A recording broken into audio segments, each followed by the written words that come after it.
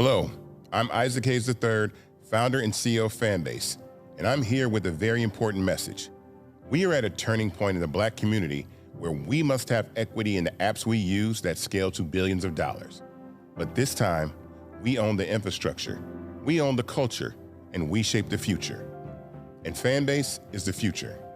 Fanbase combines the free functionality of Instagram, TikTok, and YouTube into an all-in-one platform built for the evolution of social media and monetization.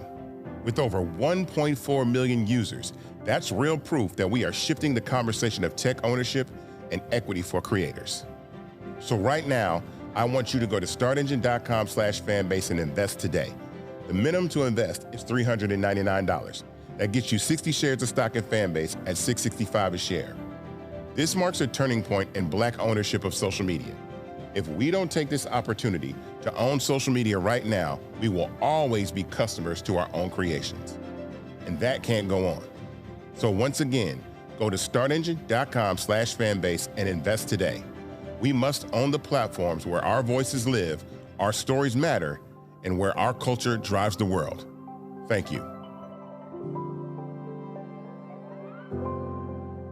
Folks, Black Star Network is here. Hold no punches! I'm real revolutionary right now. Black power. Support this man, Black media. He makes sure that our stories are told.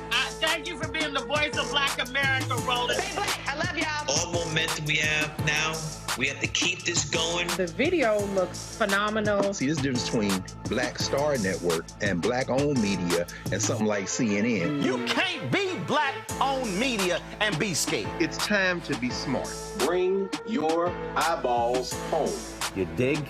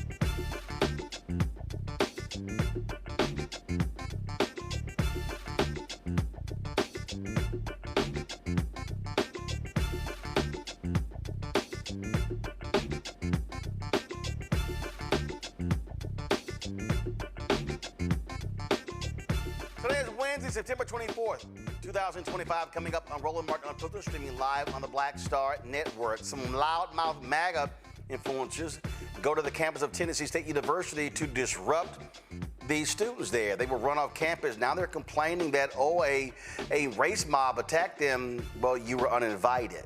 We'll talk about that. Also, parents in Georgia are pissed off after some white students showed up in blackface at an event. Yep, that racism continues. Plus, Donald Trump close advisor Laura Loomer has a racist attack against Congresswoman Jasmine Crockett. No shock, because that's the kind of people he likes to hang out with. Also in Mississippi, University of Southern Mississippi and the Mega Psi Phi face a federal lawsuit after a student says hazing left him hospitalized. We'll talk with his lawyer. We'll also hear from the president of the National Education Association about her plans to take on Donald Trump's administration's education agenda. Plus, two black men falsely accused in one of Boston's most infamous murder cases are finally get some justice 34 years later. Democratic leader Hakeem Jeffries held a news conference today talking about, of course, the looming federal shutdown. Lots to break down.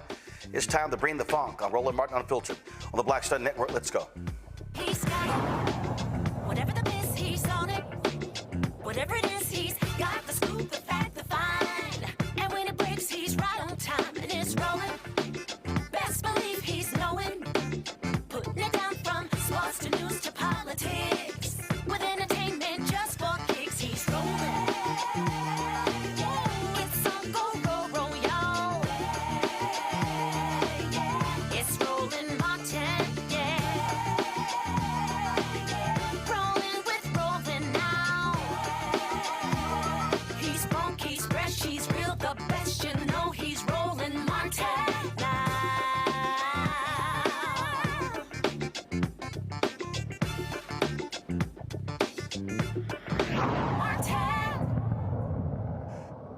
Charlie Kirk being killed, HBCUs were targeted with bomb threats. Now, a MAGA hate group decides to go to Tennessee State University. They call themselves the Freedom Tour. And what they do, they go, Fearless Tour, I'm sorry, they go to these college campuses.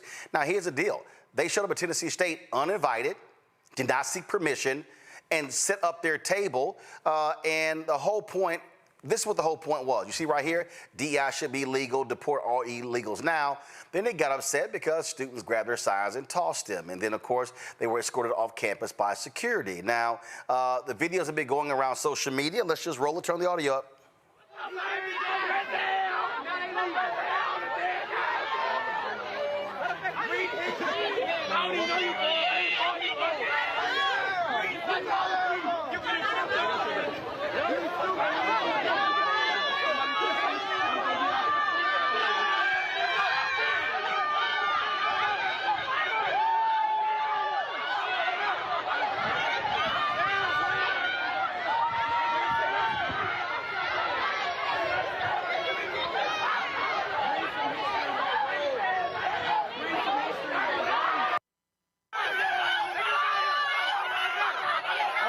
Set up a table.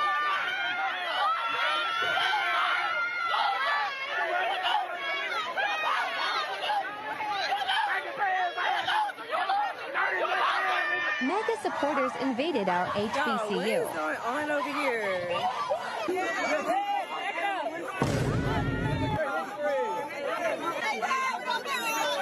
You called the East primitive for what? We created y'all knowledge. We created y'all science. We created y'all math. Y'all didn't do shit besides steal.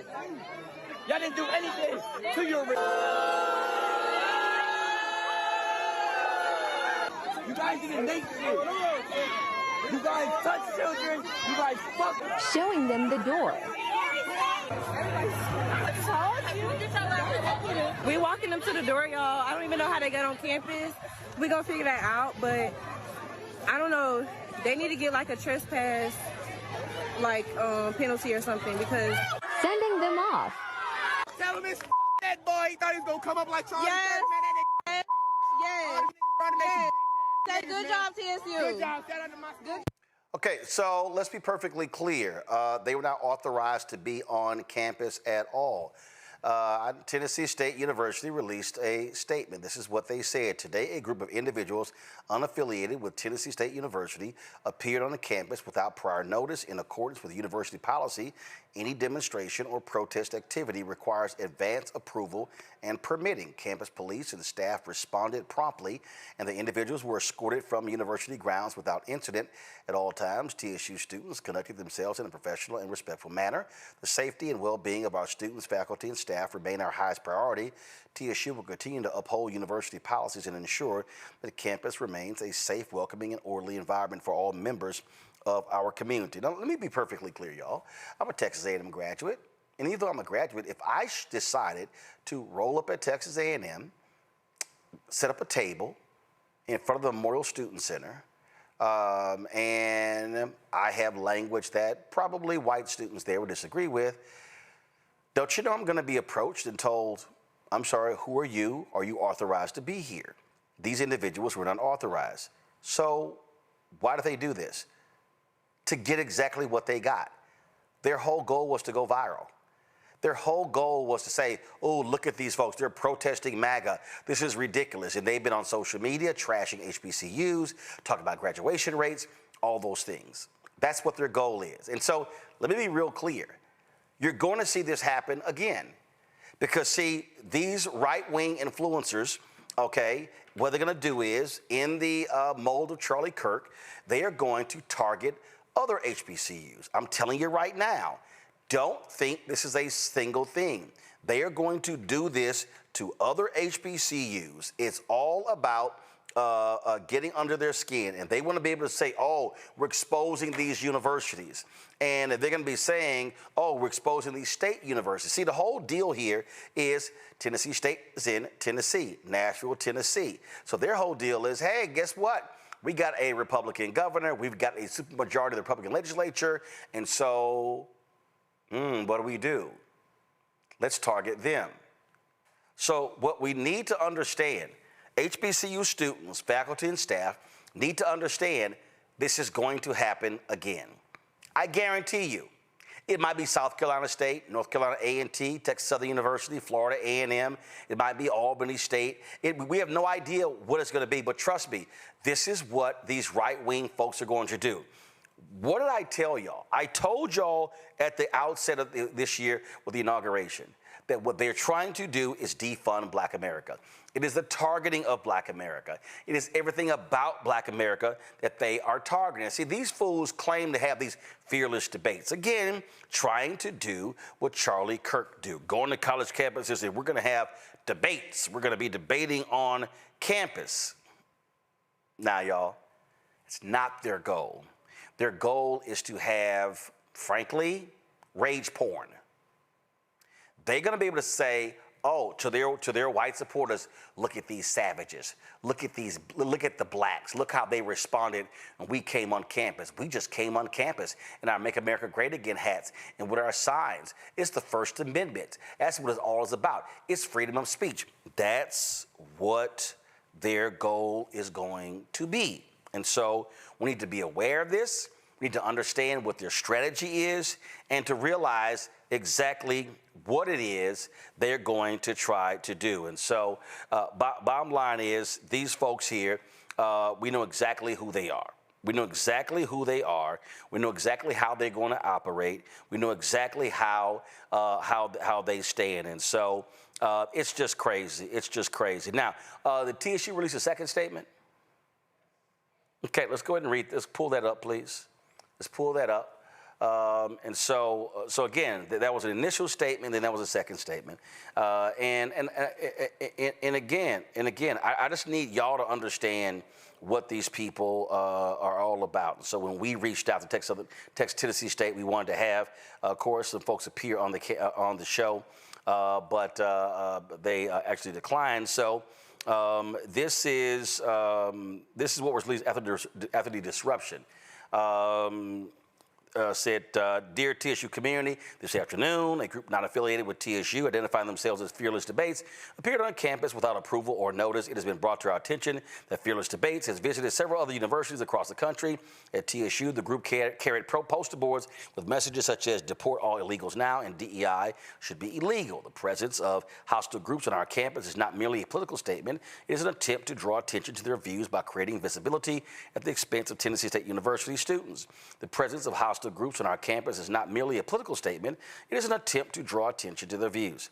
While we recognize and uphold the Constitution rights to free speech, we also understand that there's a difference between exercising this right and engaging in actions that seek to disrupt, demean, and incite fear within the community. TSU Police Department, Metro Police Department, and staff responded swiftly by assessing the situation for any potential threat, de-escalated and escorted the individuals from university grounds without incident. TSU will not tolerate attempts to undermine the safety or value of our community. We stand in solidarity with our students and staff. We remain committed to ensuring our campus is a sanctuary for dialogue and education. As of this evening, we continue our investigation and are reviewing all video footage to determine how the individuals gained access to our campus. Thank you for your vigilance and for standing united in the face of provocation. So, folks, again, just need to understand. So many campuses are frankly wide open. You can literally walk on a lot of college campuses.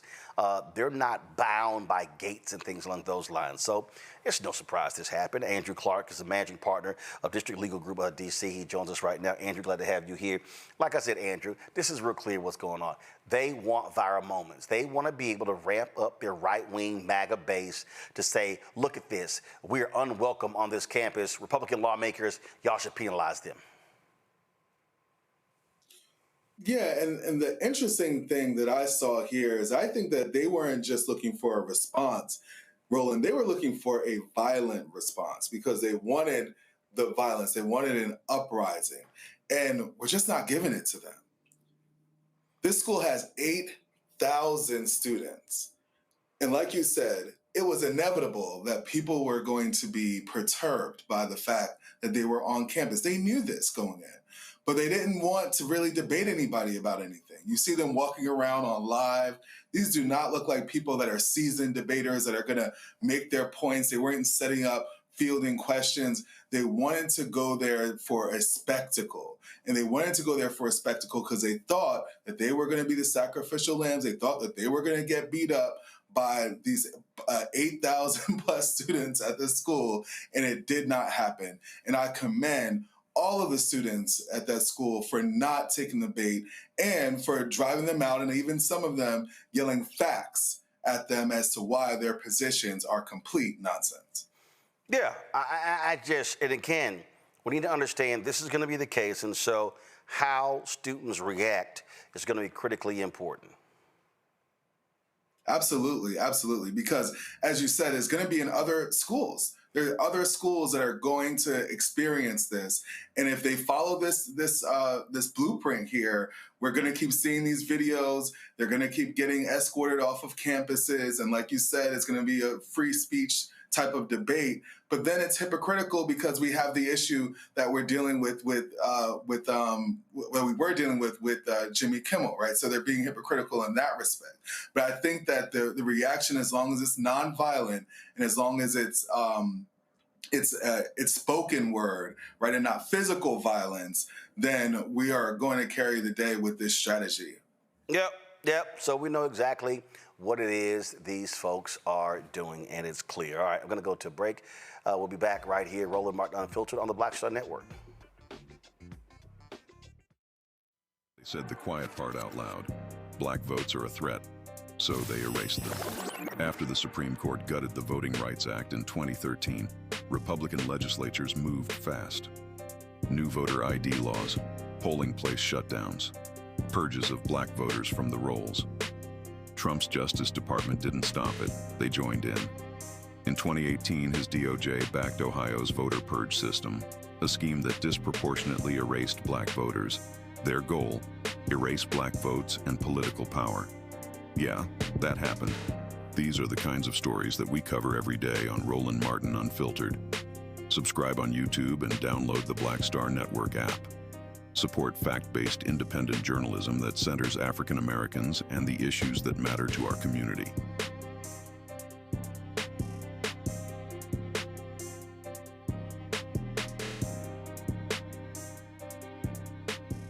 I'm Dr. Greg Carr, and coming up on The Next Black Table, we're speaking with Dr. Lucius T. Outlaw Jr., master teacher and philosopher. He takes us on his journey to discover and celebrate Black philosophy. From my undergraduate years at Fisk all the way through my PhD, I was never in a philosophy class where I had a professor who was a person of African descent, nor assigned a text written by a person of African descent, ever. How he pushed back at those who said there was no such thing and got us all thinking about what it means to be Black. That's on The Next Black Table, exclusively on the Black Star Network. This is Eric Dickerson, and you're watching Roland Martin Unfiltered.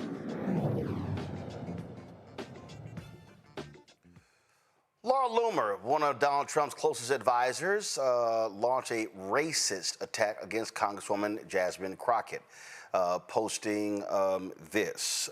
She, of course, is in Trump's ear constantly, and so go ahead and pull it up. This is the tweet right here. It hurts my heart that we have ghetto black bitches who hate America serving in Congress. Now, she was angry because of Congresswoman Jasmine Crockett's response on various shows to the shooting death of Charlie Kirk.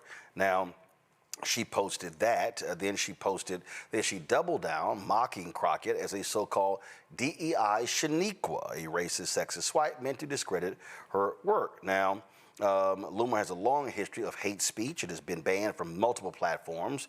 Again, Donald Trump calls her a free spirit and a patriot. That's who she is. Y'all can roll some of this crap. That would ensure that the U.S. court, public agency, or any other legal institution never enforces or legitimizes Sharia law. And yes, there actually is Sharia law. Places like Minnesota, places like Michigan. But now you may have seen this video that has since gone viral in Texas. This video went viral several weeks ago, but I'm going to show you several examples of Sharia law here in America, because some of you are like, wait, what? Sharia law here? And the president himself mentioned Sharia law during his address today at the United Nations General Assembly and said that we can't allow that here in the United States. Let's go ahead and get Representative Randy Fine's legislation up on the screen here for people. So again, I just want y'all to know that Donald Trump listens to her all the time. Donald Trump is taking her advice. She's actually led Donald Trump to fire a number of people from the federal government. But this is who these folks are, okay?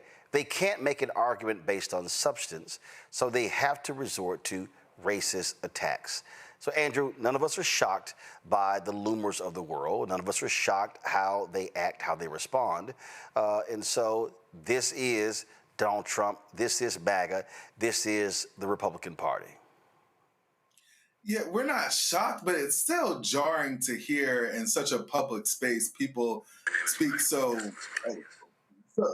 negatively about another Black woman. I mean, Black women make up 4% of Congress, but if you see the clips, it's almost every single time that they open their mouth, they're attacked. And Jasmine Crockett is somebody that is unapologetically Black, and she's unapologetically in her space, and she speaks the truth. She speaks through facts. Now, sometimes people might think it's insulting, but she still is speaking through facts. And the way that she's presenting it, I guess they would like her to not be as affluent and not be as articulate as she's speaking, but she's a very, very powerful woman. And Loomer attacking her is just so, in my eyes, it's very disgusting. And it should be, I'm glad that she's kicked off of these platforms because it's something that should never, never be seen, especially by young, impressionable children. But this is what they do. And so, again, they can't make an argument on the merits, so they have to resort to race. Exactly. And every time that they resort to race, for us, Roland, because we've been around for a while, we know that it's the tactic of, I can't beat you on the merits, so I'm going to go and attack you on race. We saw it with the birther movement with Obama. He was so articulate, so intelligent that they couldn't do anything but just attack. Well, maybe he's not really an American citizen. And wake up, because this has got to stop. This division in 2025 has got to stop. It is not Black versus white. These are socioeconomic issues.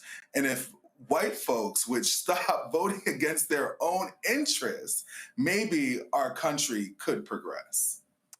Yeah, but what they're doing is they're appealing to their base. That's the whole deal. The reality is these folks in their racial language, that appeals to the right-wing base. And Roland, the right-wing base, we have to really examine who the right-wing base is, right? Because if the right-wing base are all racist, if we're just going to categorize them as all racist, then how did Donald Trump win the election? No. It's not categorize. See, it's not. See, this is not the issue. The issue is not categorizing all of the right-wing bases racist. The issue is that racists are very comfortable in the right-wing base. So the tent of the right wing welcomes the racist. Now that is a thought. That is a thought that is chilling to me because Republican. But it's not chilling. David Duke ran as a Republican in Louisiana. Mitch McConnell has a gleeful picture standing in front of a Confederate flag. When the January 6th white domestic terrorists attacked the United States Capitol, they were waving Trump and Confederate flags. This is who they are. The only party that defends Confederate statues and monuments are Republicans. Donald Trump, Pete Hegseth brought back the Robert E. Lee painting at West Point. They brought back the naming of these bases. They embrace that racism in the past. They want to limit the telling of the real history of this country to resort back to his story. So the bottom line is this here. And so they love talking about racist Democrats and the Klan and things along those lines. Well, let's be real clear. The folks who were racist Southern Democrats, they're now Republicans. And now you got to think about, is it the party of racists? Because if Democrats were doing this and supporting this, then you have to kind of anybody that identifies, right? You can't say that, oh, I identify with their tax policy, so I'm a Republican, and ignore everything else that they're doing. No, they do. No, they do. I was playing golf, and politics came up, and this white guy goes, yeah, I can't stand a lot of the crazy stuff he does, but I'm voting for him because of his policies. So, no, they are making a concerted effort. The folks who vote for Donald Trump are making a concerted effort to actually vote, to make a concerted effort to ignore what he says about women, to ignore what he says about black people, to ignore what he says about, all undocumented workers, they're all criminals. They all came out of prisons. Listen, a white woman made up the story about Haitians eating cats and dogs. And what happened was her animal was actually found. She later apologized. They made it up. But guess what? Donald Trump was on the airplane with Laura Loomer flying to Philadelphia, and it's no shock that that's when he brought it up in the debate against Vice President Kamala Harris. So this is who they are. They know that race works on the Republican side. You press the button of race, white conservatives react. And it shouldn't be like that in 2025. That's the point that I'm making, that in 2025 we should be able to move past race and see that race is not really the deciding factor. Hold on, Andrew, I'm sorry. I know you want this nice Pollyanna world. That world is not here. Lee Atwater, the person who was behind the election of President George H.W. Bush, who was later named the head of the Republican Party, that individual, Lee Atwater said, hey, it's recorded. It's recorded. He said, we don't have to use the N-word anymore. There's other language that we can use that appeals to our base. He said it. So every single time now that we have a Republican candidate, they're going to insert race to be able to divide their base. I don't think they're dividing their base. No, they're not dividing their base. They're not dividing their base. What they're doing is they are inciting their base. Listen, you can campaign on race. Where did Ronald Reagan start his presidential campaign?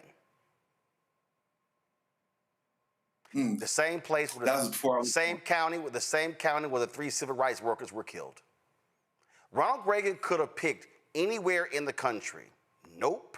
He chose to do it in the county where Cheney, Schwerner, and Goodman were brutally murdered by the KKK. Yep, he did that. That was Reagan. Wow. That was Reagan. So it's no surprise that Reagan refused to veto the anti-apartheid bill. That's no shock. It's no surprise. He opposed the federal holiday of Reverend Dr. Martin Luther King Jr. It's no surprise that he made up the welfare queen story of a black woman who was stealing money on welfare. Okay, that's who he was. Now, he might have had a great smile. He may have been, the Gipper and all this sort of stuff like that, but it doesn't mean that he wasn't racist. And see, what we've done in this country, what we've done is we have to understand there are racists and there are people who practice racial politics, and that's the difference. And so we have to recognize these things, and that's why I'm just saying that they are who they are. They are who they are, and they are going to use the issue of race. You could be talking to a group of white Republicans. This happened in Chicago. There were a group of black Republicans in Illinois who were presenting data trying to get the Republican Party to appeal to African Americans. After the presentation, the first thing the white Republicans said, now we're not going to support the increase in welfare. Black Republicans looked at each other like, did any of us bring up welfare? But that's state of mind. Bruh, that's just who they are.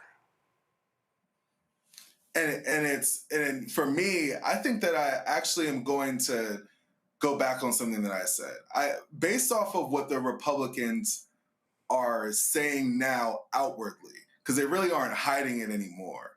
If you still identify with the Republican Party, you can't separate yourself from that view. You can't keep saying it's about tax policy. You can't keep saying that it's about their worldviews or their nationalism. This is simply, they're going after race. They're attacking Black cities, they're attacking Black mayors, they're going after race. So I think at this point, if you're part of the Republican Party, then you got to accept that you're for racism and you're for these racist ideologies. Oh, no. They don't. No, they're not going to do that. They're not going to do that.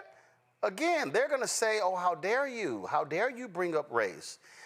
They're not going to say that, oh, well, you know what? When it comes to, the death penalty, no, you just can't sit here and make this thing about race. You can't do that. This is who they are. And so, again, for the people who don't know, who are unfamiliar with this, go to my iPad. This is what I call the Atwater tapes. Go.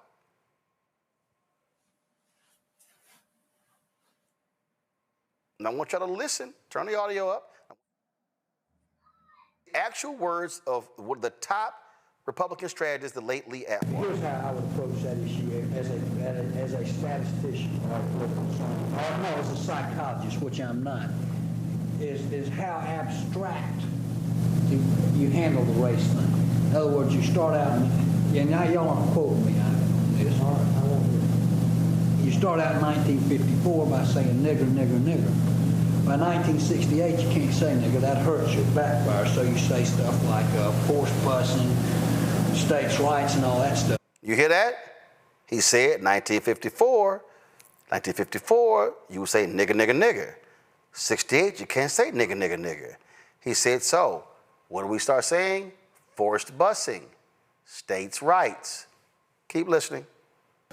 And you're getting so abstract now, you're talking about cutting taxes, and all of these things you're talking about are totally economic things, and the byproduct of them is blacks get hurt worse than whites. And subconsciously, maybe that is part of it. I'm not saying that, but I'm saying that if it is getting that abstract and that coded, that we're doing away with the racial problem one way or the other. You follow me? Because obviously sitting around saying we want to cut taxes, we want to cut this, and we want is much more abstract than even the busing thing. And a hell of a lot more abstract than nigger, nigger, you know. So any way you look at it, race is coming on the back burner. That was Lee Atwater. The Republican Party has been executing that strategy ever since. It started off as a Southern strategy, and it has continued ever since. And now the key term is DEI and the attack of DEI. Yeah, no, it's the latest. No. Yeah. In 2021, it was BLM terrorist. 2022, critical race theory. 2023, woke. 2024, DEI. When they say DEI hire, before that, it was affirmative action. Before that, it was quota. Before that, it was nigger. They're all associated. And now it's race. Everything has to be race neutral, which I think is going to be going into 2026. Which is nonsense. Yeah. So I'm just saying, we just have to understand the game that they're playing, just like they're trying to play the game right now. Oh, no, I went back and listened to what Charlie Kirk had to say. And y'all are taking it out of context. No, we're not. But they're trying to explain it all away. That's what is going on. So I just need people just to realize that, listen, the strategy has never changed. It has never gone away. It simply morphs into something else. And what did Lee Atwater say there? He said it was the abstract. He said if we keep it in the abstract. He said if we talk about cutting taxes, he said that's going to hurt black people. When we start talking about a smaller government, he understands what that means because 1 out of 5 African Americans work for government. We just have to, 1 out of 5 every federal employee is African American. We just need to understand what's going on here. And so the problem is with white mainstream media, they don't want to deal with the issue of race. They want to say, oh no, these white people in the Midwestern states, the flyover states, no, it's economic anxiety. No, it's not. It's in the data, their actual feelings. And so we just have to be honest. The attacks on immigration, Ain't got nothing to do with sitting there. It's white fear. That's why I called my book what I called it. And so again, I need you to understand. Pull the book up. I need you to understand why the photo I chose. It is a photo from January 6th. White man has his arms outstretched, and what that symbolizes is all of this is ours. All of this is ours. That's what that photo symbolizes, and that's what this is all about. And so, unlike these other folks in mainstream media, we just call it what it is. We're real clear on what it is and what's happening right now in America. This whole white Christian nationalism, it all boils down to they are scared to death that they are going to be the minority in this country. And that's what they can't handle.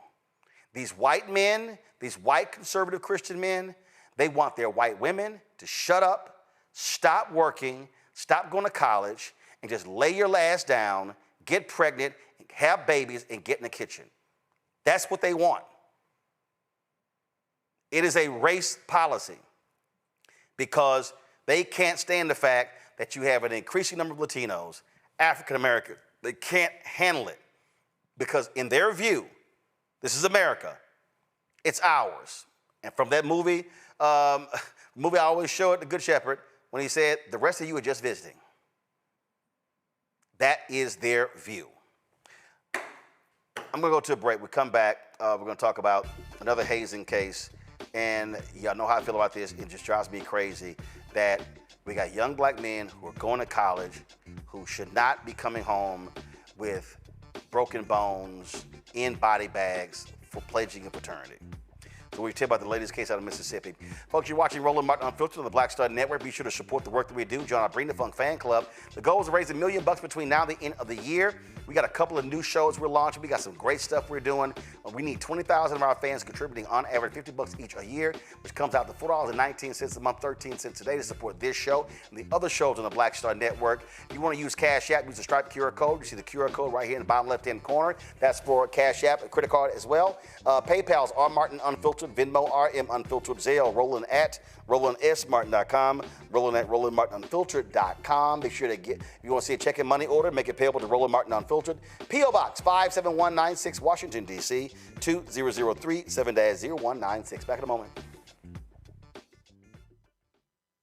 On the next Get Wealthy with me, Deborah Owens, America's Wealth Coach, we talk about the principles of mindset, strategy, and execution. This week, we're adding a fourth, faith. You're going to hear from a mother and daughter duo who are helping thousands of Black women build wealth, all through their faith. You are more than you can ever imagine. Not just obtaining things to show that, but seeing yourself. Making your faith work for you. That's right here on Get Wealthy, only on Black Star Network.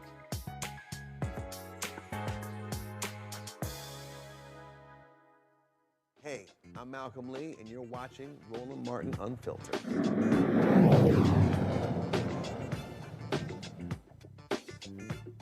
Folks, University of Southern Mississippi and the MAGA Psi Fraternity Incorporated are facing a federal lawsuit from a student who says he was hospitalized after being hazed. Raphael Joseph alleges the abuse began in December 2022, culminating in April 2023 during the fraternity's so-called Hell Night.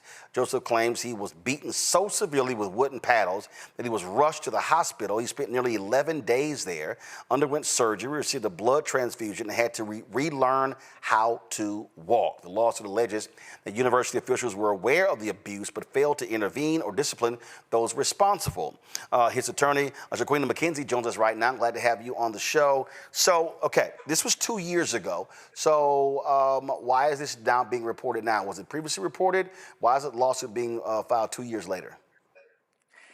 Roland, thank you so much for having me tonight. The lawsuit is being reported now because of accountability and lack of action. We've gone through the proper process of getting to where we are, but this is the beginning stages of trying to get some sort of accountability and action. Okay, so when you say lack of accountability, So what does that mean? Is the chapter still in operation? As anyone being suspended or kicked out of the fraternity? Are they still on campus? It's my understanding that it's a possibility that they may not be on campus at this time, but when the incident first arose, they were definitely on campus. So but you don't know if today they have a chapter on campus. That's correct. That's correct. Okay. Was there any response from the fraternity? I take it, and first of all, when were you brought onto this case? I was brought on from the onset of the case, so I've been along for the entire ride of the treatment and healing process and everything of that sort. So, has there been any response from Omega Sci-Fi at all? No response. So, meaning y'all have contacted the national office, they've not responded at all? No, we haven't received a response. Okay. No, go ahead.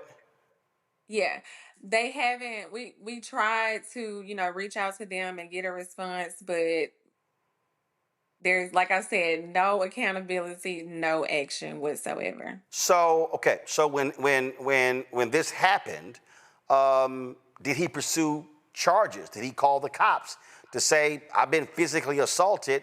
I want to press charges"?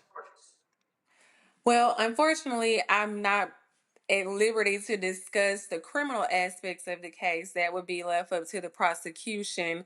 But according to the complaint, he's seeking damages for the wrongful acts that were taken in a civil matter. No, I understand that. I understand this is a civil lawsuit. What I'm asking is, this took place 2 years ago, okay? And so it took place, he said it culminated on Hell Night in April 2023. He spent 11 days in jail. Did he reach out to authorities to file to press charges against the individuals that actually beat him or allegedly beat him? I'm not sure if he pressed charges, but it's my understanding that there were some criminal aspects to the case, but I don't deal with the criminal side. I left that to the prosecution. No. I understand you don't deal with the criminal side, but the point I'm making is was anybody ever charged, indicted, prosecuted for what took place to him? They were charged. Who exactly, I'm not sure. But I do not know if an actual trial has been held or any type of sentencing.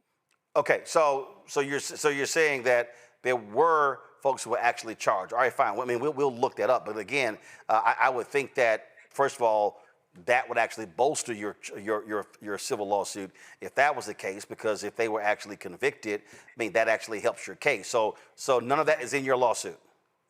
No, none of this lawsuit doesn't deal with anything criminal. Okay, no, I understand it doesn't deal with anything criminal. What I'm saying is, but nothing regarding that is even in the lawsuit. Is he still enrolled at the school?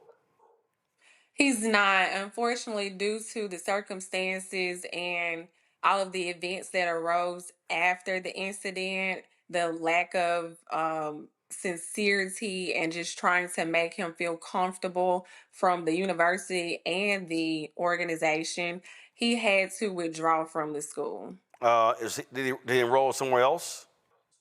Eventually he did, but that led him to be about 2 years behind, and I think he may have had to even switch his major because it wasn't available at the school that he went to. Andrew, got a question? Yes. In terms of the theory of the case, can you talk to us about, for the civil case, the counts and what the theory is on liability? Yes, in terms of USM, it's all about Title IX. We're alleging that, according to the complaint, we're alleging that USM does not take hazing against males seriously. They take female hazing cases more seriously than they take male hazing cases.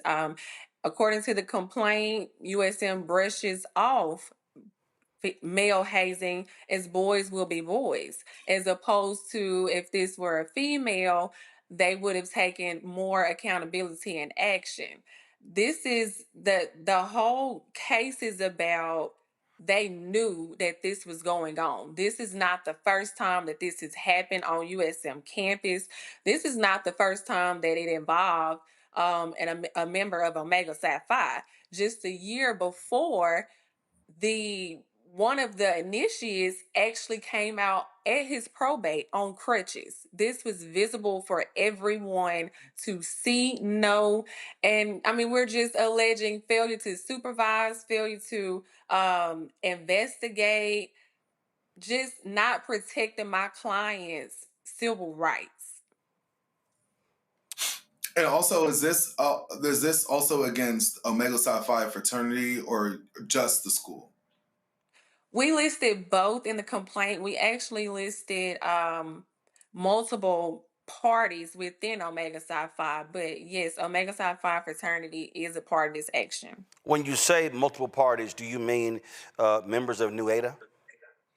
Yes, we listed the local chapter, the local grad chapter, a couple of the local organizations that may be under an umbrella. We listed everybody that we feel played a role in this action. All right, then. Well, certainly keep us abreast of the outcome of this case.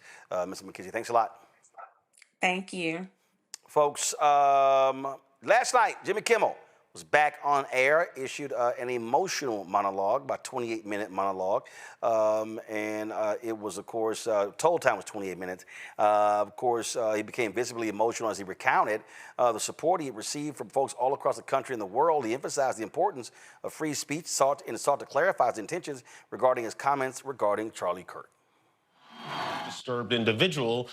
That was really the opposite of the point I was trying to make, but I understand that to some that felt either ill-timed or unclear, or maybe both. And for those who think I did point a finger, I get why you're upset. If the situation was reversed, there's a good chance I'd have felt the same way. I have many friends and family members on the other side who I love and remain close to, even though we don't agree on politics at all. I don't think the murderer who shot Charlie Kirk represents anyone. This was a sick person who believed violence was a solution, and it isn't.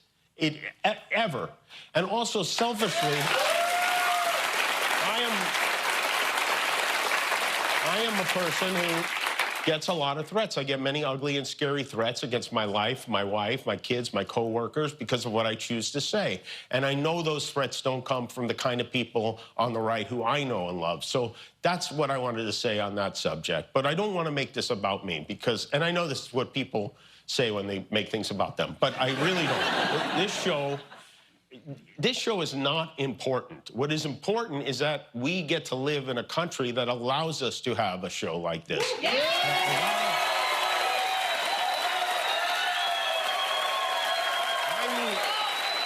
I've had the opportunity to meet and spend time with comedians and talk show hosts from countries like Russia, countries in the Middle East, who tell me they would get thrown in prison for making fun of those in power, and worse than being thrown in prison. They know how lucky we are here. Our freedom to speak is what they admire most about this country. And that's something I'm embarrassed to say I took for granted until they pulled my friend Steven off the air and tried to coerce the affiliates who run our show in the cities that you live in to take my show off the air. That's not legal. That's not American. That is un-American, and it is so dangerous. Now, the White House has spent lots of time claiming, oh my God, they had nothing to do with this, that that this was really all about Disney. Really? This is what the twice impeached, criminally convicted con man Donald Trump actually posted on his ridiculous little Truth Social. I can't believe ABC fake news gave Jimmy Kimmel his job back. The White House was told by ABC that his show was canceled. Something happened between then and now because his audience is gone and his talent was never there. Why would they want someone back who does so poorly, who's not funny, and who puts the network in jeopardy by playing 99% positive Democrat garbage? He is yet another arm of the DNC, and to the best of my knowledge, that would be a major illegal campaign contribution, which is BS. I think we're going to test ABC out on this. Let's see how we do. Last time I went after them, they gave me $16 million. This one sounds even more lucrative. A true bunch of losers. Let Jimmy Kimmel rot in his bad ratings. So, Andrew, this is Trump actually contradicting the lies his own people were telling. Yeah, how does he say that he had nothing to do with it, but then he says, well, let's try to get some more money out of them for doing it? It makes absolutely no sense. And then the stream of consciousness, which is clearly a trademark when you know that he's actually the one tweeting, is something that at this point, I don't think that anybody is taking this seriously except for the right. But the problem that we have here is now Jimmy Kimmel, in the clip that you just showed, seems a little bit scared in watching his words, because I've watched him in the past, and he usually is very confident in the words that he's using. And it seems like here that he's being very careful. And I think that that's a sign that the First Amendment is eroding, that now every time he speaks, he's going to wonder, is this something that's going to land the network in a lawsuit? Is this something that's going to get my job taken away from me again? And I think that all journalists and comedians, because that's what he is at the end of the day, he's a comedian, that they're going to all, on national television, they're all going to start changing. They're going to start changing their act. And unfortunately, the jokes may not be as funny because of it. Well, look, we know how ridiculous he is. We know how shameful he is. And so the right is really just playing this up, loving this, and that's just who these people are. So it's utterly ridiculous in terms of how they're responding. But it's no shock. It's no shock. And so these people just, frankly, meaningless to me whatsoever. And so that's what they do. If you want to talk about stupid and how petty, childish, sophomoric Donald Trump is, so this idiot has now unveiled this portrait, this row of portraits. And it really is despicable what he's done. So let me show y'all this. Give me 1 second. So I saw this earlier on the Twitter feed of this Margot Martin, who is a special assistant to the president and communications advisor. So Trump, who is just doing stupid stuff. So that walk to the White House, we've often seen. Videos, pictures, in movies as well. And usually, so you have the colonnade, got the columns, and you got the wall. So Donald Trump decided, he can't just, he can't help himself. He has to slap something on any wall. So this idiot has now put up what is called a presidential walk of fame. Okay, come on, my iPad. I don't get it, but look how just stupid this is, okay? But I want to show you how childish he is, okay? So then you see, for some reason, I don't get it, he decides to elevate the Bill Clinton, George W. Bush, Barack Obama, then his ridiculous photo. Then what he's done, he is so trash. He's so trash. Instead of a photo of President Joe Biden, he puts up a photo of the auto pen with Joe Biden's signature. And then we get to see his shameful, ugly mug. Andrew, this is what I mean by a childish, despicable human being.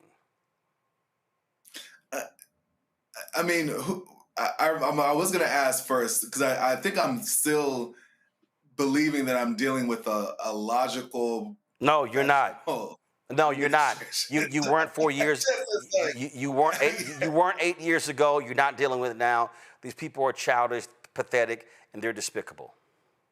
And they're just coming up with new ways just to push the envelope. Somebody in a meeting had to have said, hey, look, we're not going to put up his picture because we hate him that much because he beat us.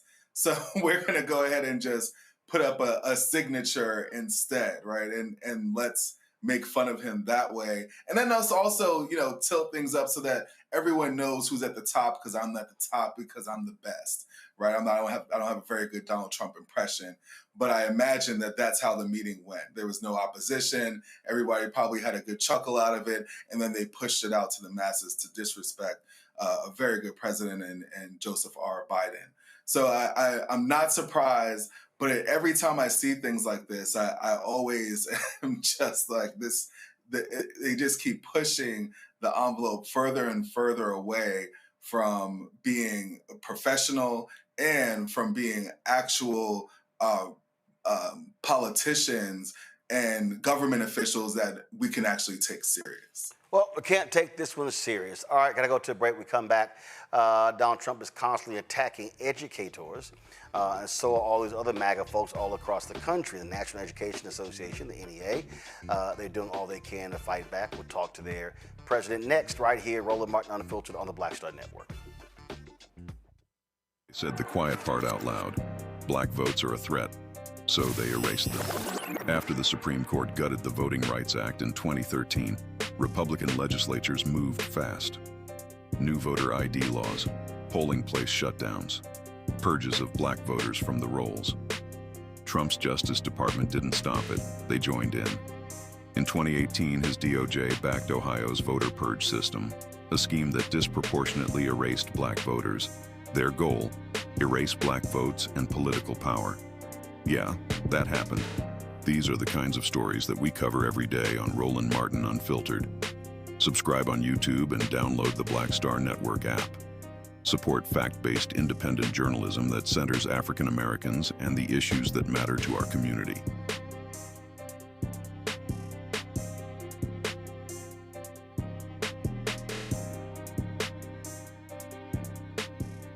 In my book, The Power to Persist, I share 8 simple yet powerful habits, a blueprint for transforming obstacles into opportunities and pressure into purpose. Just as they fueled my rise from the South Side of Chicago to a national stage. And on the Power to Persist podcast, I bring that blueprint to life.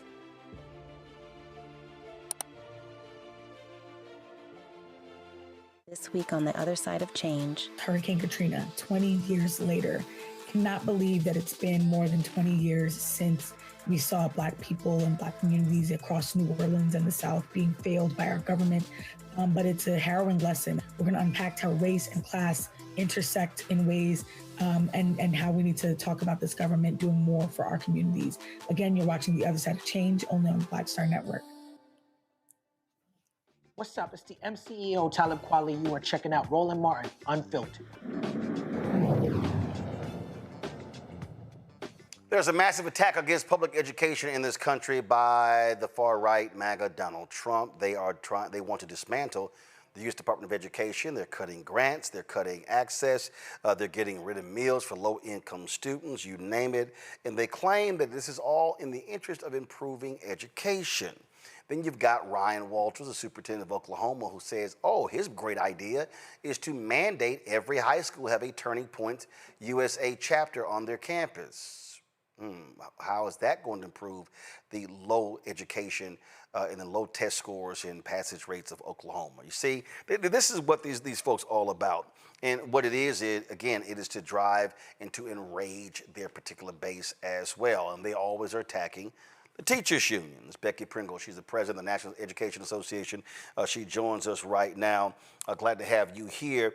These snap cuts, for folk who don't understand, and I think a lot of people don't understand, and I remember having a teacher at my high school, Jack Yates High School. I had gone back and I was talking to the faculty there, and we were talking, and she said, people do not understand what it's like to be in a classroom with a group of angry children. And she said, and then when you find out why they're angry, she said, when you had one meal the previous day, when you come to school and you haven't had breakfast, when you understand that life, she said, it's a whole different deal.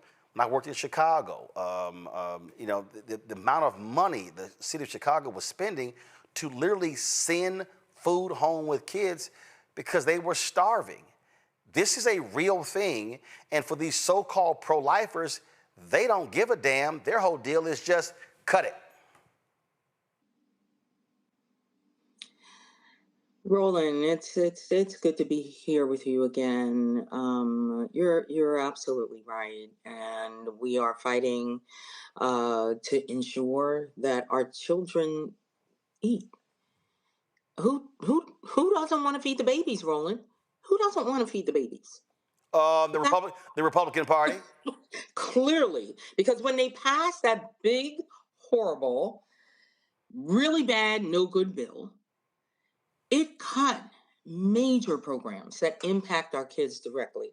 So you started with food because that's as basic as it gets, right? If kids come to school hungry, they can't learn. If kids come to school hungry, not only can they not learn, but they're more likely to interrupt the learning of other students. If kids come to school hungry, then we know that they are not focused, not academically. They can work collaboratively with other students. We know that. We have evidence. And by the way, Roland, we also have evidence that they are not successful academically. And not that we actually need evidence of that. Do we actually need evidence that when people are hungry, they can't focus? So this administration, as you know, cut $186 billion from the student nutrition program. And that means that 18 million children will lose school meals. And we all saw it, right? In it's like we forgot. We all saw it in COVID when the light was shining, the light of inequities around everything was showing.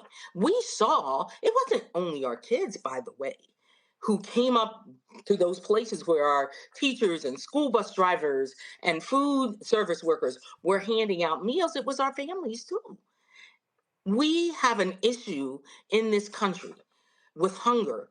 And when we're talking about cutting money for our kids to be able to eat, not only is that not okay, but we have to understand what that means, not just for the hungry child, but for all of our children. And again, when we talk about SNAP benefits, I think people really are confused. Some people seem to have this idea that we're just giving people, you know, $1,000, $2,000, $3,000 a month to buy food. That's not what the average SNAP benefit is. It's not, and let me add to that too, Roland, because I know you've heard this too. That many people don't believe they benefit from SNAP benefits. But let me just point out two states. In Texas, over 3 million kids depend on those benefits. That's two-thirds of our children in that state. When we go to Mississippi, it's the vast majority of the students that are depending on that. And then when we add to it the cuts to Medicaid, most people don't know that over 40% of our kids get their health care from Medicaid. So combined, how in the world do we think our kids can be successful, not only in learning, but in life? Well, guess what? They're not going to have those opportunities and access. They're not going to advance academically or be able to work collaboratively and solve these wicked problems that are facing this country. They're not going to be able to do that if they are hungry and they're not healthy. I'm sitting here looking at, this is a CBS news story. Give me 1 second. I'm going to pull this up because I think people need to understand. They lay out about 2.4 million people, or about 6% of enrollees could lose access to SNAP. Their story says millions more will see their monthly benefit amounts shrink because of other changes mandated by the law, such as a new restriction on how an individual's benefits are calculated. The total pool of people who will either be cut from SNAP or see smaller monthly benefits could reach 22.3 million U.S. families, according to a July analysis from the Urban Institute.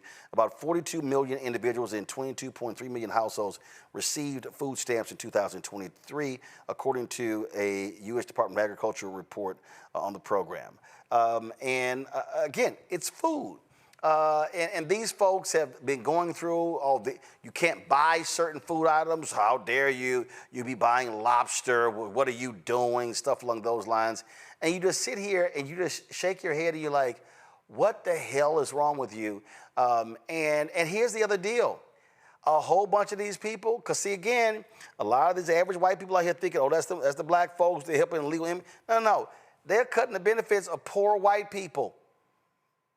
It's one of the reasons why Roland and I talk about the outsized impact in rural communities. And we have rural white communities, we have rural black communities, rural indigenous communities. And the impact is outsized because those communities depend on funding from the federal government more than others. And let me add this too, Roland, because this is something that a lot of people don't know. When the Trump administration decided to cut everything that supports the American people, some of the things that that folks didn't know that is directly tied to health and food. And that is just cuts to the U.S. Department of Agriculture. People don't know that those cuts actually impacted our schools in this way. We were not getting the funding that we had gotten previously for creating and making healthy foods. We had done so much work, Roland, during the Biden administration to really not only talk about feeding kids, but making sure that they had healthy foods. So during that administration, we really dug into what's called scratch cooking. And you and I know what that is. And not everybody knows what that is. You know, Roland, my mom was the head cook at a Head Start center in Philly. And I'm going to tell you, my mother could do some stuff with government-issued cheese that would make you want to slap your mother. Not mine, of course. Every official from the school district that can find their way to her Head Start Center for that Wednesday Thanksgiving meal, because she knew how to do scratch cooking. And the U.S. Department of Agriculture was providing funds to schools so we could teach our food service workers how to do that kind of scratch cooking so they could work with healthy ingredients and fresh foods. Cut. So it's not only the food itself, but it is the quality of the food too, Roland. And that's what we're talking about when we talk about not doing what we must so that our kids can learn and they can live and they can thrive. This was a graphic of that CBS story that's pretty interesting. And so here's what's crazy. You're talking about SNAP benefits on the high end of $231 a month. And it shows that each state, people who are expected to lose at least $25 a month. Some people can lose more. We're not talking about lots of money. That's what's crazy. But guess what? If you were getting $231 or you were getting $100 and you got $25 cut, yeah, that's a big number. That's a huge cut. It is a huge cut. And one of the things that we've been doing at the NEA, Roland, is, you know, when people hear you quote those numbers, it doesn't become real for them. They can't, you know, who understands billions of dollars? Well, there are some people who understand that, but the average person doesn't understand that. So one of the things that we did at the NEA was that we broke those cuts, whether we're talking about SNAP cuts or we're talking about Title I cuts for our students from low-income families, or we're talking about cuts to special education, making sure that we're supporting our students with disabilities. And we broke it down, Roland, from those billions of dollars, state by state, and then go digging even further, congressional district by congressional district, so that people could talk about it in real numbers so they understood, no. Yeah, $186 billion. But let me tell you what that means in your school. Let me tell you how many kids in your school will not eat. Let me tell you how many kids in your community will go hungry. That's what we have to do. And I invite your listeners to go to nea.org/protect so you can get more information and you can break it down, because we've got to engage in that, organizing 101, where we're having those conversations with individual people so they understand how it's impacting their students and then how that impacts all students. Absolutely. The battle continues, and as we say, elections have consequences, and so for the folks who thought this wasn't going to happen, it did. And trust me, Republicans, they're not done. They actually want to get rid of SNAP altogether. So folks need to understand what's really at stake here. They do, and let me tell you something, Roland. They may try to silence us, but that's not going to happen. We will lift up our voices and we will tell the stories of real children and real educators and real parents who are fighting for a public education system that is at the cornerstone of this democracy, and we will not stop. All right. Becky Pringle, we appreciate it. Thanks a lot. Thanks, Roland. All right, folks, going to break. What happens when a candidate running for governor talking about education says segregation? Not bad. That happened in New Jersey. I'm going to play it for you when we come back. Roland Martin Unfiltered, the Black Star Network. Support the work that we do. Join our Bring the Funk fan club. Your dollars are critically important. The goal is to get 20,000 people on average contributing $50 each a year. That's $4.19 a month, 13 cents a day. Support this show, the other shows on the Black Star Network, the new shows we're adding. We're going to be adding 2 new shows, maybe 3 shows by the end of the year. A lot of things going on, but your support is critically important. If you want to contribute via Cash App, use the Stripe QR code. You can also use the QR code for credit cards as well. PayPal's R Martin Unfiltered, Venmo's RM Unfiltered, Zelle, Roland at RolandSMartin.com, Roland at RolandMartinUnfiltered.com. Checks and money order, make it payable to Roland Martin Unfiltered, P.O. Box 57196, Washington, D.C. 2003 7-0196. Back in a moment. I'm Dr. Greg Carr, and coming up on The Next Black Table, we're speaking with Dr. Lucius T. Outlaw Jr., master teacher and philosopher.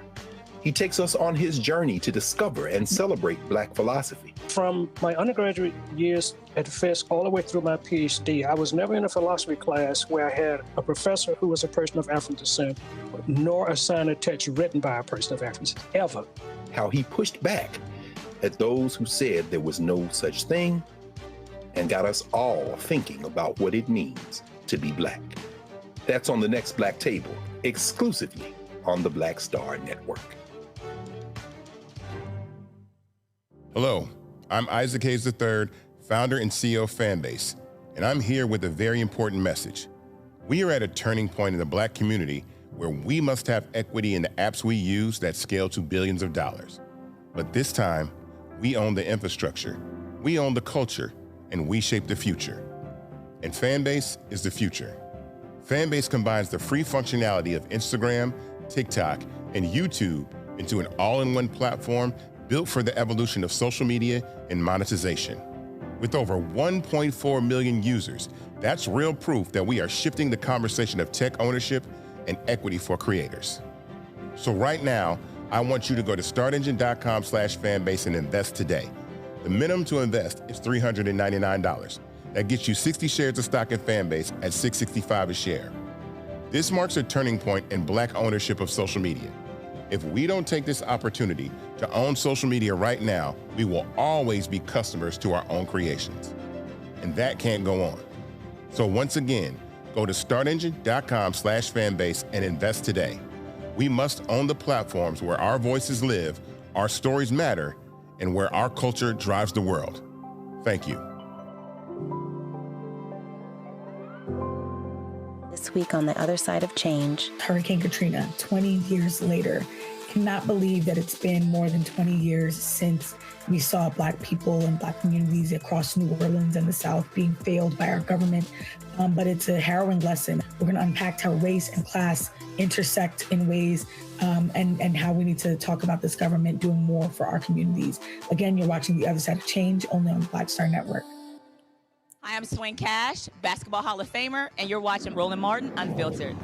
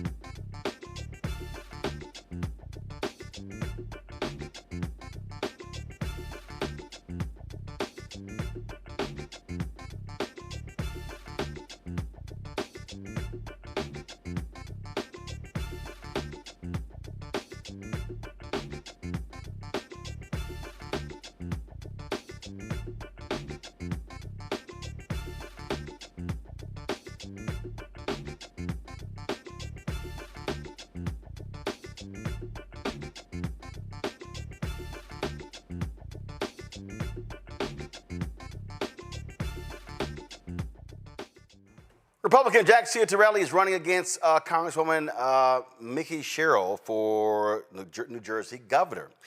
They had a debate, and during this exchange, the issue of schools and racial segregation came up. Listen to what homeboy said.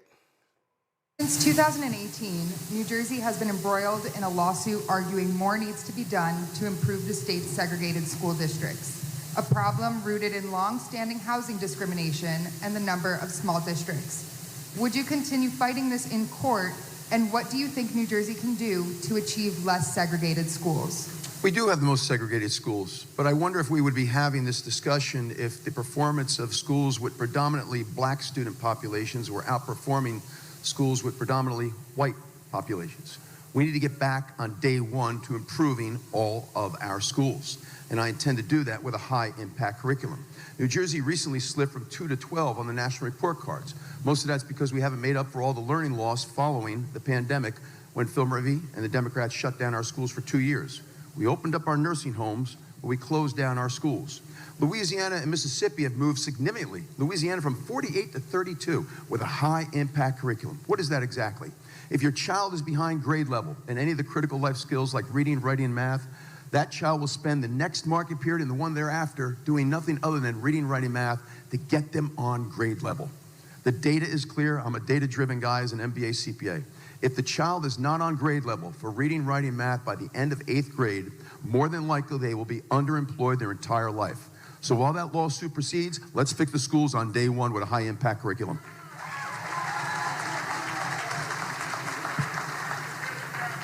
So I spoke before about county-based school systems because that can help address the segregation that we have going on in the state.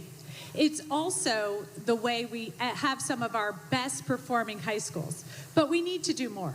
We need high-intensity tutoring because we know there's learning loss, and that's a special kind of tutoring that I've supported here in the state to make sure students get back on track. We also need to address third-grade reading and make sure we're pushing in phonics-based reading. We know that's the best way to help children read, and it's a reversal of the way reading has been taught lately. And we know third grade is that critical inflection point, because if you're not reading at grade level by third grade, you're not going to be able to move on very well to your math and social studies and history work if you can't read your homework. So in these ways, we can really push in as a state, get better outcomes, and address the segregation that we have going on here. Could you clarify if you're going to, with the lawsuit, clarify? Could you clarify if you're going to continue to pursue the lawsuit? I don't think it's the governor that's pursuing the lawsuit. The entity that's pursuing the lawsuit, I'm not going to get in the way. What I'm going to do on day one is fix our educational system. It's not the executive branch that's pursuing that lawsuit. They're fighting the lawsuit. The state is fighting the lawsuit. Yeah, we're not going to do that if they let the lawsuit proceed. But I'll tell you what, I was in Newark this morning at a house of worship that has the largest black congregation in the state. And you know what they said to me? Fix our school system. Fix our school system. So there's a number of metrics that tell us if a school system is failing: attendance rate, graduation rate, performance on standardized tests, readiness for career if you're not going to high school, going to college. If a school system is failing in 2, 3, or 4 out of 4 of those categories, that district, that community needs choice. I'm going to give them choice. My opponent is not going to give them choice. Mikey Sherrill, but 30 seconds for that, 30 seconds. I think what you just heard is a very clear difference. I care deeply about our school system, and I'm going to make sure it performs better. I'm going to make sure that we're educating children for the future, especially with AI coming. But I'm also going to attack the segregation that we have going on in the state. My opponent doesn't care about that. He just wants to talk about the schools, but has not come forward with any solution for the segregation. I care about both. That's what I'm going to do as governor. Final word? We could integrate the Newark school system tomorrow, and it's not going to improve student performance. We need to change the curriculum. Final thought, Mikey Sherrill, before our next I think question. you heard again that he has no intention of addressing the segregation in this state. Andrew, I thought it was interesting. This was reversed, and it was nearly all black schools performing at the top. We wouldn't be having this conversation. Yes, we would, because white folks would be losing their minds. Absolutely. And the issue that I think both of those candidates in that clip did not address is the fact that it matters what zip code you are in, it is what school you end up going to. So if someone can afford to live in a certain zip code, they don't have the opportunity to go to a school that might be better funded. And then the other issue of, are you underfunding these schools in certain zip codes, and then you're giving more money to schools in other zip codes? Because it seemed like he was going to continue that same trend. It didn't seem like he wanted any kind of equality. He said he wanted to change the curriculum, but he talked nothing about the funding issue and the systematic racism that's happening in New Jersey that's preventing that's promoting this segregation. Yeah, I'm like, dude, come on. We know what the hell's going on when it comes to these schools. Let's not play any of these little silly games. Speaking of silly, y'all, the internet is just always showing themselves out. So some folks put together this satirical video of a lot of these Republican talking points. And then I saw it, and they use AI for a lot of it. I thought it was absolutely hilarious. So what the hell? Here we go. Sir, the bill cut off your access to crutches. What now? It's fine. If billionaires walk taller, I'll crawl lower. That's freedom. My tuition tripled. No more federal aid. Still glad we voted for him. Yeah, totally worth it. Billionaires need a tax break. The big, beautiful bill shut our hospital down. Closest one's out of state. Still glad we voted for him. Hell yeah. I might even become a martyr. One of the perks of a cross-country trip is stopping for a meal and meeting the friendly folks who make up the heart and soul of our country. Hello, we're from the Northeast.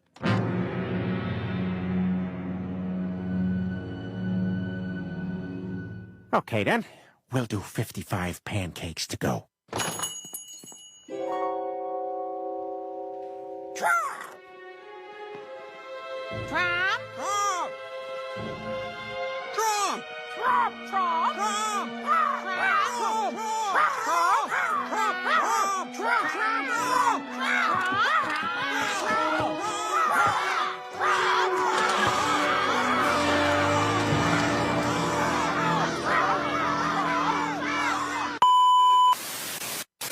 So I'll be losing my health insurance. Don't worry about your son's cancer. We've got thoughts and prayers. Billionaires needed another yacht. They raised our taxes and cut Medicare. I'm gonna die. Still glad we voted for him. You're right. Anything for our king. And now, a word from our sponsors. Side effects of this budget may include homelessness, poverty, and bankruptcy. Please consult your local representative. Andrew, I thought that was great. I mean, because it's right. All these people here voting against their own interests, and they should be exposed. They should. And kudos to whoever did that video. I thought that was great. And, they absolutely just voting against your interests, and that just put it together so perfectly. I thought that was great. Yep, I thought it was on point. Speaking of on point, how American media covered Donald Trump's stupid speech to the United Nations was really pathetic. And this fool is still going on and on and on. We're going to figure out, who turned my teleprompter off and the escalator stopped working. I'm like you're petulant little child. But the folks at the BBC, they had no problem eviscerating Donald Trump, showing the level of pettiness and stupidity and the lie after lie after lie. If y'all want to see how mainstream media in America should be reporting on this, watch what the BBC did. President Trump has addressed world leaders at the United Nations in New York for the first time in 5 years. In an extraordinary speech, he took aim at European countries, saying they were going to hell because of immigration and a failed experiment of open borders.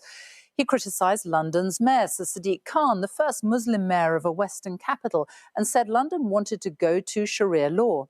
A spokesman for the mayor said they wouldn't dignify the president's appalling and bigoted comments with a response. Donald Trump also called climate change the greatest con job perpetrated on the world and said green energy schemes were a joke.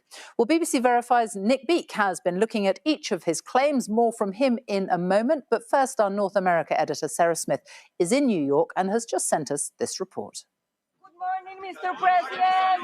Donald Trump came with a message to the UN about where it's going wrong and to tell its member countries what they need to change, railing against what he called the double-tailed monster of immigration and green energy. He repeated his familiar claim to have ended 7 wars and complained he'd had no help from the UN in doing so. All I got from the United Nations was an escalator that on the way up stopped right in the middle. If the First Lady wasn't in great shape, she would have fallen. And then a teleprompter that didn't work. These are the 2 things I got from the United Nations, a bad escalator and a bad teleprompter. Thank you very much. The escalator stopped just as he got on, a perfect illustration for Mr. Trump of everything he thinks is wrong with the UN. He talked about the conflicts he's not been able to end in Ukraine and in Gaza, criticising nations like the UK who have recognised Palestinian statehood. We can't forget October 7th, can we? Now, as if to encourage continued conflict, some of this body is seeking to unilaterally recognize a Palestinian state. The rewards would be too great for Hamas terrorists for their atrocities. This would be a reward for these horrible atrocities. On Ukraine, he said he could impose much tougher sanctions on Vladimir Putin, but won't unless European countries stop buying energy from Russia. And Europe has to step it up. They can't be doing what they're doing. They're buying oil and gas from Russia while they're fighting Russia. It's embarrassing to them, and it was very embarrassing to them when I found out about it, I can tell you that. But they have to immediately cease all energy purchases from Russia. Otherwise, we're all wasting a lot of time. Immigration, he said, is destroying countries around the world, saying Europe in particular is in serious trouble. They've been invaded by a force of illegal aliens like nobody's ever seen before. Illegal aliens are pouring into Europe. Nobody's doing anything to change it, to get them out. It's not sustainable. He singled out Sadiq Khan, the mayor of London, for criticism. I look at London, where you have a terrible mayor, terrible, terrible mayor. And it's been so changed, so changed. Now they want to go to Sharia law. But you're in a different country. You can't do that. Mr. Khan has said he's not going to dignify these bigoted comments with a response. Would be too great. The other great threat facing the world, according to President Trump, is not climate change, but attempts to halt it with renewable energy. Global warming, he said, is a hoax. It's the greatest con job ever perpetrated on the world, in my opinion. He specifically chided the UK for not drilling for more oil under the North Sea. For almost an hour, he lectured world leaders on what they're doing wrong, as he bragged about what he sees as his great successes in office. But first, let's go to BBC Verify's Nick Beak in Washington. And Nick, you've been going through some of the claims. Let's start with London wants to go to Sharia law. Yeah, that's right, Sophie. This was the startling claim made by President Trump today. Part of his message that immigration is destroying European countries, including the UK. We know that for the best part of a decade, Trump has attacked Sir Sadiq Khan, the mayor of London. But this appears to be the first time the president has claimed that London wants to go to Sharia law. There was this myth on the internet about 5 years ago that was quickly and easily debunked that the legal system would be moving to Sharia law. So that was then. Today, the mayor of London's office said that these comments didn't really dignify a response. They called them appalling and bigoted. And a government minister said for the record that Trump's claim was false. What about climate change? The president said it was the greatest con job ever.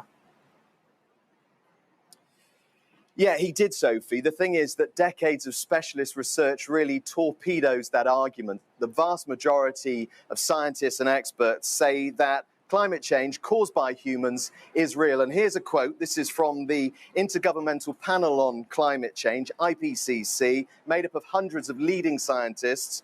Human activities, principally through emissions of greenhouse gases, have unequivocally caused global warming. And finally, he also said, he told world leaders that he has ended 7 wars. Has he? No, he hasn't, Sophie. That is not the case. Trump claimed that thousands of people were dying in each of these 7 wars he talked about, but the reality is very different. Some of them were very quick skirmishes across borders. There was one that was a dispute between Egypt and Ethiopia over water, over the construction of a dam on the River Nile. There was no fighting there. President Trump says he deserves the Nobel Peace Prize, but the war in Gaza continues, as to the war in Ukraine, which, of course, Mr. Trump said he could end in just 1 day, Sophie. Nick Beat, thank you. Well, Sarah Smith is still with us, as you just saw. Sarah, how did this address to the United Nations go down? Well, that's really interesting because you could see how uneasy many of the world leaders listening to it were by the looks on their faces. But they haven't come out and criticised him yet. In fact, we've had the UN Secretary General repeating that they believe that America is essential to the work of the United Nations. Ursula von der Leyen from the European Union, for instance, has said she agrees with Donald Trump about Europe's need to end its reliance on Russian oil. I mean, Donald Trump came here 7 years ago and bragged about his achievements in office, and the people listening to him actually laughed at him. It was a humiliating moment for him, but things have changed so much. Nobody dares do that now. So even as they listen to him lecture them on how they should be running their own countries with his fixations on climate change and on immigration, he was still applauded at the end of it because everybody knows they have to treat Donald Trump much more carefully now. Our North America editor, Sarah Smith in New York. Thank you. See, that's how you break down the lie after lie, Andrew. But unfortunately, national media here, including that lie factory, Fox News, they don't care. They love it. Yeah, I actually watch BBC more often than I watch local news, because when they talk about the United States, it's no holds barred. And right now, they really are looking at us like we are a joke and that our leadership is laughable. And it's sad, because although they believe that the United States is important because of historic reference, right now we have people in leadership that are all about their own self-interest, their own hatred for anything else that is not white male. Tell you right now, listen, they should have laughed at him because he looked like a buffoon. Standing up there insulting other countries. All right, folks, there's some other news. 2 black men who were wrongfully accused in one of Boston's most notorious murder cases are finally getting some compensation. Alan Swanson and Willie Bennett will each receive a $150,000 settlement from the city more than 3 decades after being wrongfully blamed for the 1989 murder of Carol Stewart. At that time, Carol's husband, Charles Stewart, told police that a black man had carjacked them and pulled the trigger. The false accusation not only intensified racial tensions in Boston, but also placed innocent black men under suspicion. Eventually, the truth emerged, and guess what? It was that white man, Charles Stewart, himself who killed his pregnant wife and even injured himself to cover up the crime. He later jumped to his death from a bridge as the story began to unravel. Bennett will receive $100,000, where Swanson will receive $50,000. Now, I love this story here. Predominantly black high school in Memphis, Tennessee, was told that they were just too loud for a football game, and they got louder. The Memphis Central High School band says they were barred from playing at a varsity game in Brighton, pretty much white school, on Friday because they were considered a distraction and too loud. In response, the band showed up not with instruments, but with kazoos. The superintendent of Memphis Shelby County School District, Dr. Roderick Richmond, released a statement. He said, "I want to address the recent decision that prevented the Central High School band from performing at a Brighton High School football game on Friday, September 19th, 2025. The award-winning CHS band is a source of pride for our district, having earned top honors at an international jazz festival earlier this year. Their dedication and talent are exceptional, and their performance would have been a highlight for all in attendance." While Brighton High's administration expressed concern about the sport sportsmanship, it is important to note that there is no TSSAA rule restricting bans for playing during live game action. As a former high school student athlete and college drum major, I know firsthand how athletics and the arts enrich student experiences. This is why both are pillars of our district's 5A's program, because they help shape well-rounded, confident young people. As a former principal, I understand the challenges school leaders face. That said, I stand in full support of the CHS band students, their director, and their principal. These scholars devote countless hours to practice and deserve opportunities to showcase their talent and hard work. We were pleased that the CHS band members and fans attended the game and found an amicable way to support our student athletes. We are certainly open to constructive dialogue with the BHS principal and superintendent concerning their stance on future band appearances.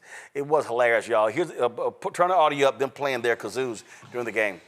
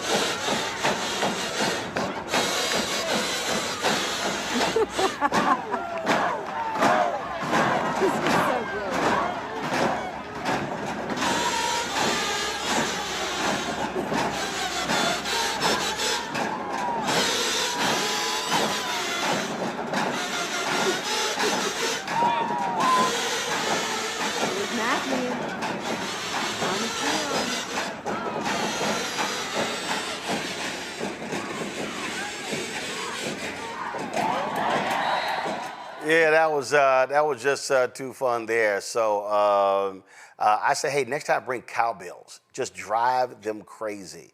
Have cowbells ringing all day, Andrew, just to piss them off. Yeah, yeah. And I mean, I love football just like the next person. Actually ref high school games on the weekends. But the band is why people are coming to these games. And I don't understand why you would not want these kids to play. But it's so funny, Roland, because you set that up in the beginning of this show. You talked about how we all need to be mindful that they're not just going to come out and say the N-word anymore, but they try to build these rules and attack these different rules to say, no, this is giving your team an advantage because now your team is hype. They have some rhythm. They got their music. They got their band playing in the background, and they're killing us. So we got to get this band out of here. We need some kind of noise ordinance. And now these kids are so sophisticated and so creative that they said, well, fine, let's go ahead and bring out the kazoos. I love it. Yeah, just pretty stupid. But you know what? That's how it is. All right, going to a break. We come back. Democratic House Leader Hakeem Jeffries spoke today about the budget impasse. We'll show you some of that when we come back. Roland Martin Unfiltered on the Black Star Network. In my book, The Power to Persist, I share 8 simple yet powerful habits, a blueprint for transforming obstacles into opportunities and pressure into purpose. Just as they fueled my rise from the South Side of Chicago to a national stage. And on the Power to Persist podcast, I bring that blueprint to life.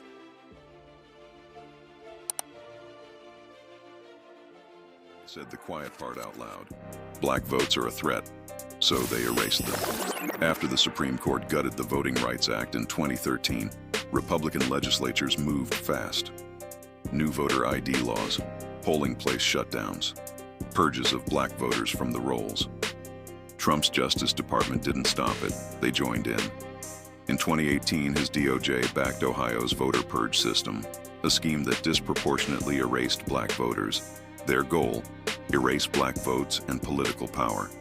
Yeah, that happened. These are the kinds of stories that we cover every day on Roland Martin Unfiltered. Subscribe on YouTube and download the Black Star Network app. Support fact-based independent journalism that centers African Americans and the issues that matter to our community.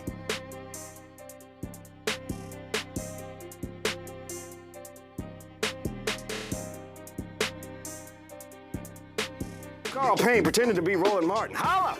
You ain't got to wear black and gold every damn place, okay? Ooh, I'm an alpha, yay. All right, you're 58 years old. It's over. And you are now watching Roland Martin Unfiltered. Uncut, unplugged, and undamn believable.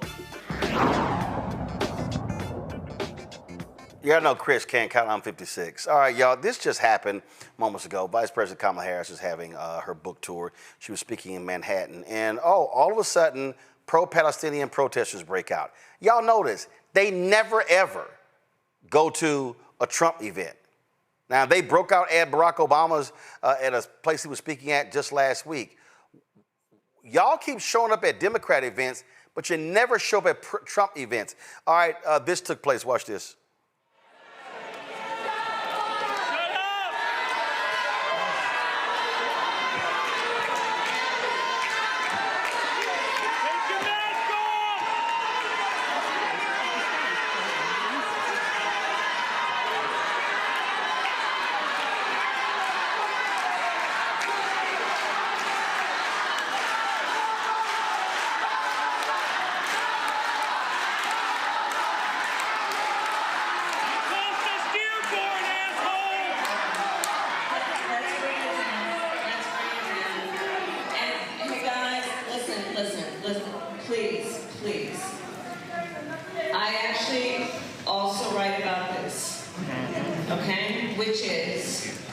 About what I know about how and why you are saying what you are saying now and how I felt about it. You're not letting me talk. You know what? I respect your right to speak, but you're not letting me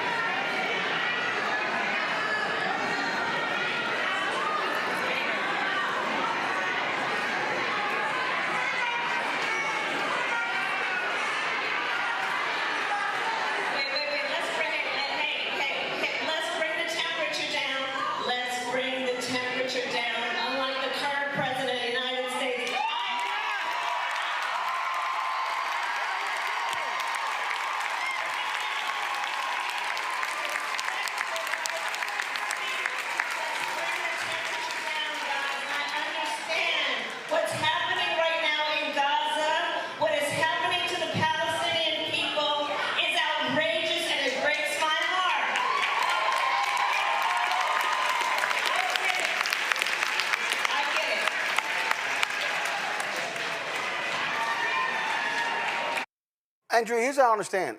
They never show up at a Trump J.D. Vance event. Never. No, they don't. They just choose to show up at Democratic events and cause this whole big scene, this whole interruption.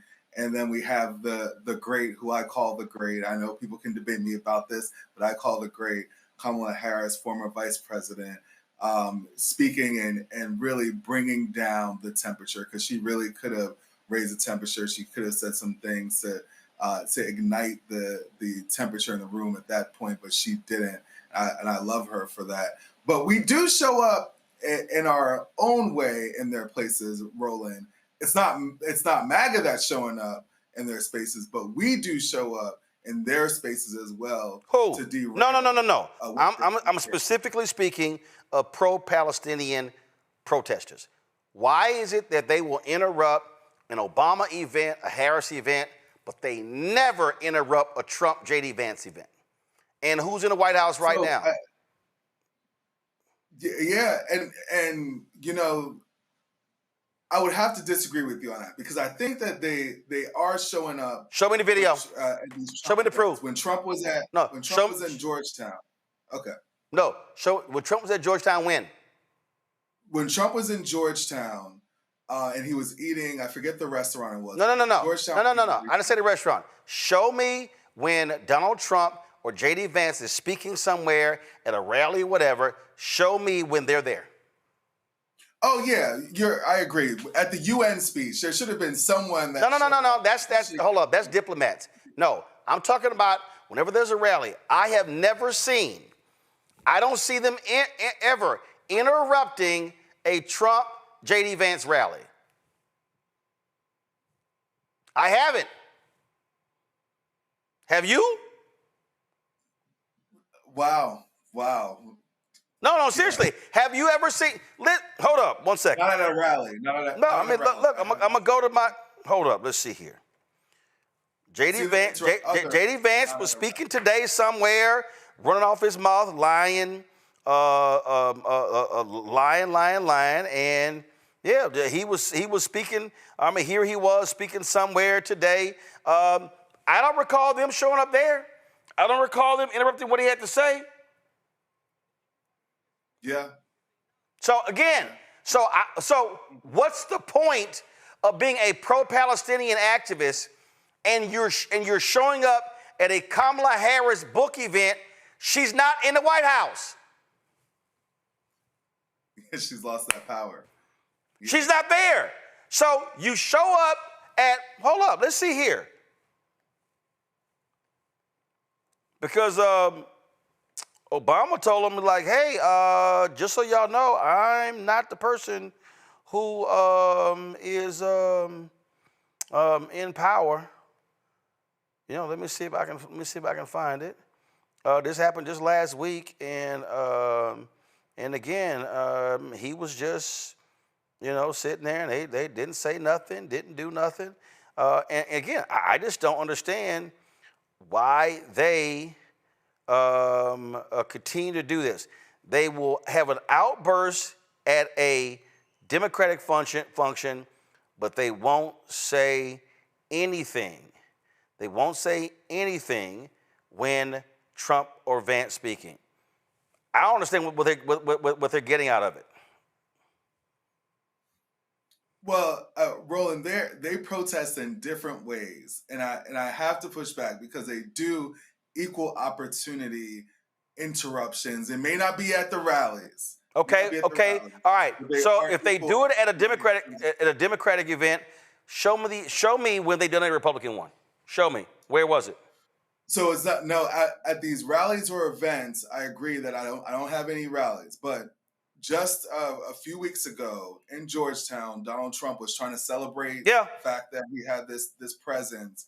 And there was a lady that came in to Joe's Seafood and interrupted his dinner. No, I remember. Protested. No. I'm being very specific. That's in his face. Right, I got it. I mean, very specific. Okay, gotcha. That's one. What else? Yeah, they don't show up, and now they don't get in. They don't always get into the venues. No. Right? You gave me one. Give me another.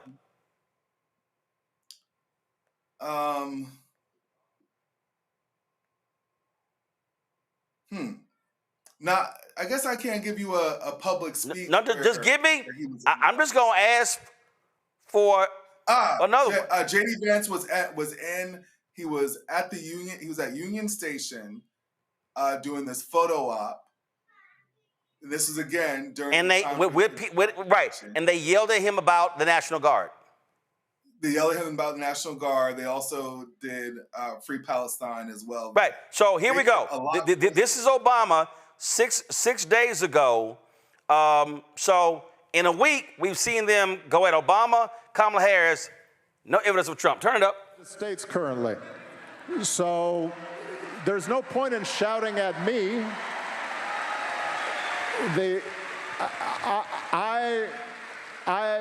There's no point in shouting at me about it. I'm not in charge of foreign policy currently. Those who carried out October 7th. So again, they'll shout at Obama, they'll shout at Harris. That's 2 in 6 days.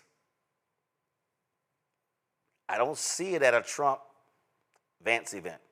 I don't see it at his Secretary of State. I don't see it at a Hegseth event. I don't see it at a Kristi Noem event. It's amazing how the folk, and again, I understand their argument. I understand what they're saying. I understand why they're doing it. My problem is it's pointless to show up at event. How about this here? Show up at a Mike Johnson event. He's the Speaker of the House.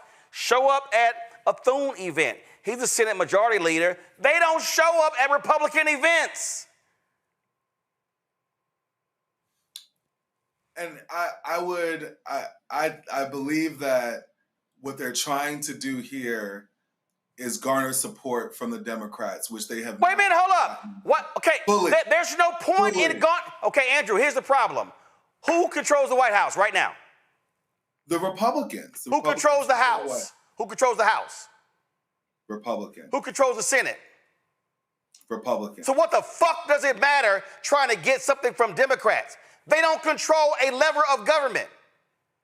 There's nothing the Democratic Party can do when it comes to what Israel's doing to Gaza. Nothing. They don't have any power. So I don't understand. You protest two people, a former president and a former vice president who's not in office, but you don't protest the person the people who are in office, who actually have the power. I'm confused. Now, they still are protesting them. They're just not doing it in the same format. Okay, so explain to me again. Okay, gotcha. Okay, a couple of people accosted Trump at a restaurant in D.C. Got it. Okay, what else? Show me what else. Don't forget about J.D. Vance, that they accosted him in Union Station as well. And they do show up when it comes to I believe it was were they at the State of the Union address? No.